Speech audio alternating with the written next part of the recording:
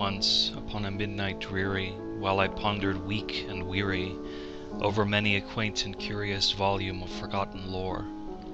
While I nodded, nearly napping, suddenly there came a tapping, as of someone gently rapping at my chamber door. "'Tis some visitor," I muttered, tapping at my chamber door. "Only this and nothing more." Ah, distinctly I remember, it was in the bleak December, and each separate dying ember wrought its ghost upon the floor. Eagerly I wished the morrow, vainly I had sought to borrow from my book surcease of sorrow, sorrow for the lost Lenore, for the rare and radiant maiden whom the angels name Lenore, nameless here forevermore.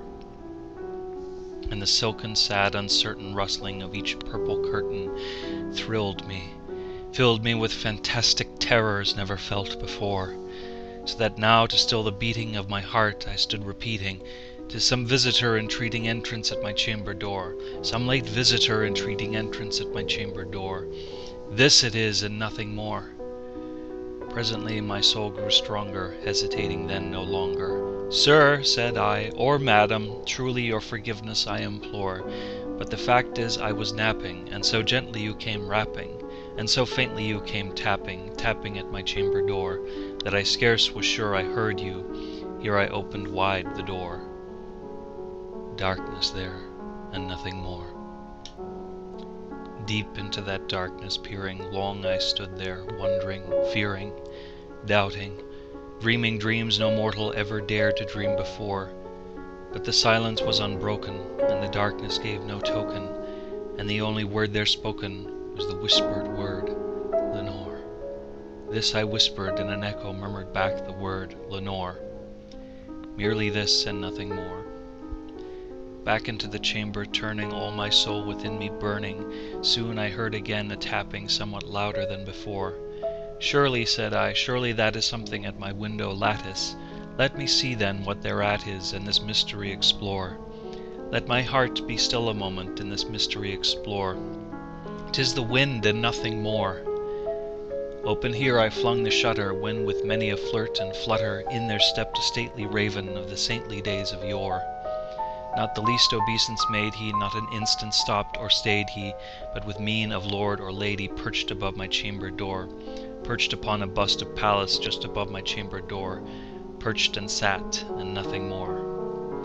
Then this ebony bird beguiling my sad fancy into smiling, by the grave and stern decorum of the countenance it wore.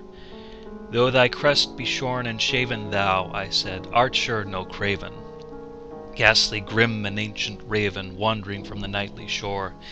Tell me what thy lordly name is on the night's Plutonian shore." Quoth the raven, "Nevermore." Much I marveled this ungainly fowl to hear discourse so plainly, though its answer little meaning, little relevancy bore. For we cannot help agreeing that no living human being ever yet was blessed with seeing bird above his chamber door, bird or beast upon the sculptured bust above his chamber door, with such name as Nevermore. But the raven, sitting lonely on the placid bust, spoke only that one word, as if his soul in that one word he did outpour. Nothing farther than he uttered, not a feather than he fluttered, till I scarcely more than muttered, "Other friends have flown before. On the morrow he will leave me, as my hopes have flown before." Then the bird said, "Nevermore."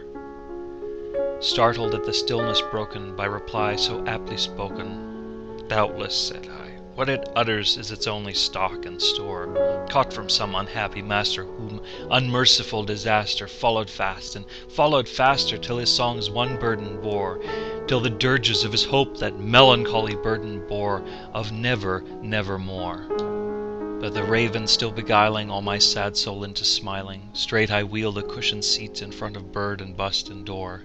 Then upon the velvet sinking I betook myself to linking fancy unto fancy, thinking what this ominous bird of yore, what this grim, ungainly, ghastly, gaunt, and ominous bird of yore meant in croaking "Nevermore."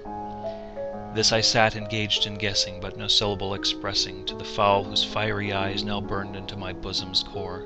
This and more I sat divining, with my head at ease reclining on the cushion's velvet lining that the lamplight gloated o'er. but whose velvet violet lining with the lamplight gloating o'er, she shall press, nevermore. Then methought the air grew denser, perfumed from an unseen censer, swung by angels whose footfalls tinkled on the tufted floor. Wretch, I cried, thy God hath lent thee, by these angels he hath sent thee, respite, respite and nepenthe from thy memories of Lenore. Quaff, oh quaff this kind nepenthe, and forget this lost Lenore. Quoth the raven, nevermore. Prophet, said I, thing of evil, prophet still, if bird or devil, whether tempter sent, or whether tempest tossed thee here ashore, desolate yet all undaunted, on this desert land enchanted, on this home by horror haunted, tell me truly, I implore, is there balm in Gilead? Tell me, I implore. Quoth the raven, nevermore. Prophet, said I, thing of evil, prophet still, if bird or devil, by that heaven that bends above us, by that God we both adore, tell this soul with sorrow laden, if within the distant Aidenn it shall clasp a sainted maiden, whom the angels name Lenore, clasp a rare and radiant maiden, whom the angels name Lenore. Quoth the raven, nevermore. Be that word our sign of parting, bird or fiend, I shrieked upstarting, get thee back into the tempest and the night's Plutonian shore. Leave no black plume as a token of that lie thy soul hath spoken. Leave my loneliness unbroken, quit the bust above my door. Take thy beak from out my heart, and take thy form from off my door. Quoth the raven, nevermore.